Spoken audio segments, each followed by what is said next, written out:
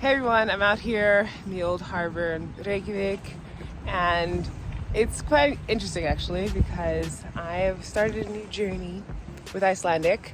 So many of you know that obviously I've been learning Icelandic. If you're new to my channel, then my Icelandic has definitely come a long way since I moved here in 2016. However, I have at times hit plateaus, and I definitely hit one after I'd finished doing a B1 course. And while my Icelandic, I felt more like confident in it, I just had a lot of things going on, so I ended up not really kind of speaking in the language as much and not really practicing or reading, which led to me feeling like I was stagnant, and in essence I was. So I was actually approached by a teacher who has a self-study course, and we decided to do a collaboration in which I talk about me like moving past this plateau using his methods. He's so popular as a one-on-one teacher that he has a wait list for 2 years. His name is Siggi, and he runs this website called Icelandic Made Easier.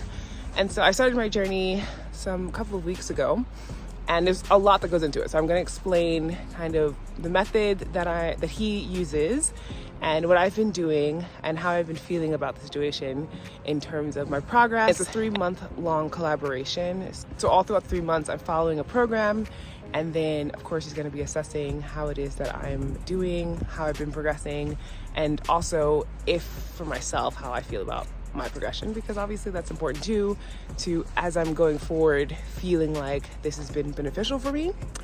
And of course, the idea behind that is as well is if this would be something I would recommend to all of you, because Icelandic is a difficult language to learn for many individuals.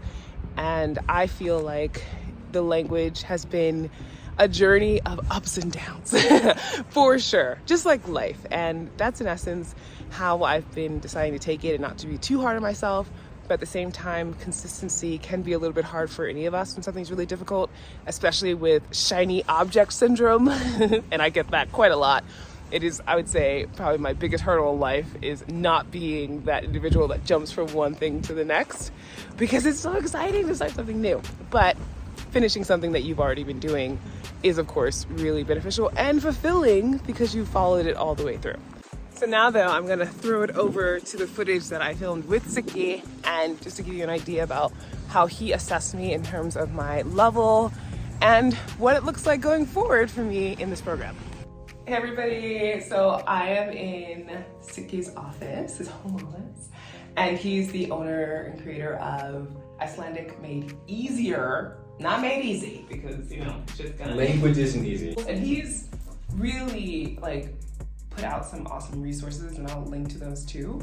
But those resources then build into the self-study course that I'm gonna be doing starting today.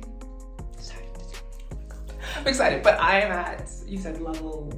High B2, scratching to C1. Yeah, so high intermediate going into advanced, which to me was a pleasant surprise because I have been really hard on myself about where I am, and also having taken a break or whatever. But now it's time to break through the plateau, onward and upward, and I'm really excited about that. So you're gonna come along with me on the journey as I progress more in Icelandic. And do all your homework. And do all my homework, oh my God. Yeah, it's gonna be great. All right, it's officially day 1 of jumping back into learning Icelandic, and as you saw, I have a lot that I've learned, but there's always room for growth for sure. And so what I like is that we have to read consistently, and I decided I'm gonna read this book, Verstu börn í heimi, number 2. And it's a really funny book. It's a kid's book for I don't want to say young adults, but yeah, maybe, I guess, young adults. Maybe 11, 12, 13, I think. I'd have to look up what the age group is for. Maybe it even says it on here. No, it doesn't. But this book is about a bunch of, basically the worst kids in the world. If you can think of the most extreme examples, a kid who never ever does his homework, or a kid who always begs for or demands more of his parents or her parents, or does the most random stuff.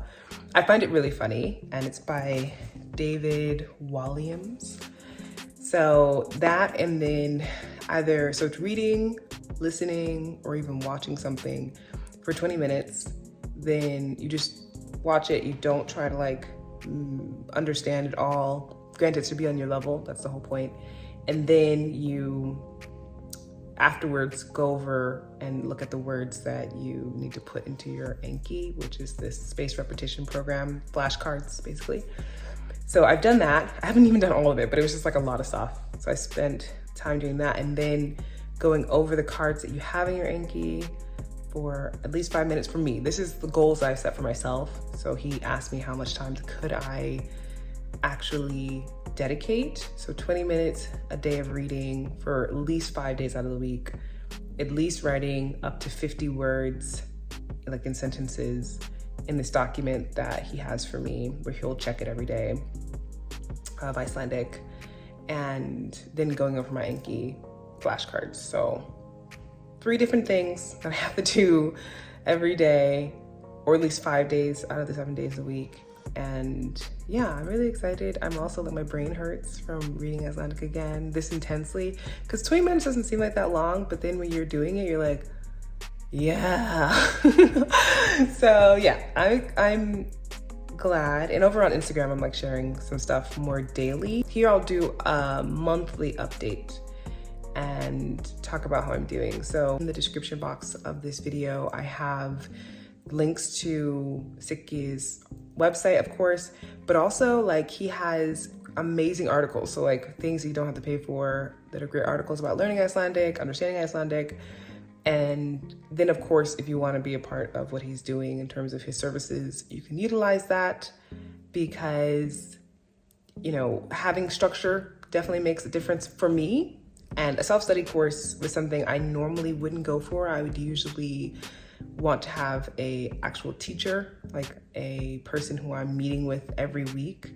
And honestly though, because he has, when I say that, he has a Q&A that in the self-study program, you could meet with him every week, because he takes polls for people to come and they can ask questions. And then after he's answered all the questions, you can speak in Icelandic with him in discussion the whole time. So I haven't done that yet. That's gonna happen next week, because today is Tuesday. And so I've already like missed what would be for this week, which is totally fine. I'm just jumping right into it. But I'm trying to think if there's anything else. That's pretty much it. So yeah, I'm gonna be studying, reading, talking, listening. The reason why I'm sharing it on here is because many people are always wondering about like how my Icelandic is going. And so as you can see, over the years, it's gone fine, but it hasn't been consistent enough for me to get to a point where I feel like at the fluency level I want. And it's okay to be, you know, I'm a little bit hard on myself, but I don't mind. In terms of, I don't think I'm doing badly. I am trying to also just embrace the fact that it's a learning journey and I am where I am, and that's all good. But on top of that, there is improvement that I've been wanting to make for a long time. So I'm excited about that opportunity and just the ability also to share with all of you. In addition, keeps me accountable to this program and what I'm doing. So yeah, feel free to ask me questions though in the comment section about what you want to know regarding the program or anything, or about learning Icelandic. I'll do my best to try and answer those questions, just to give you, you know, my view of it, or direct you to any resources that could be helpful.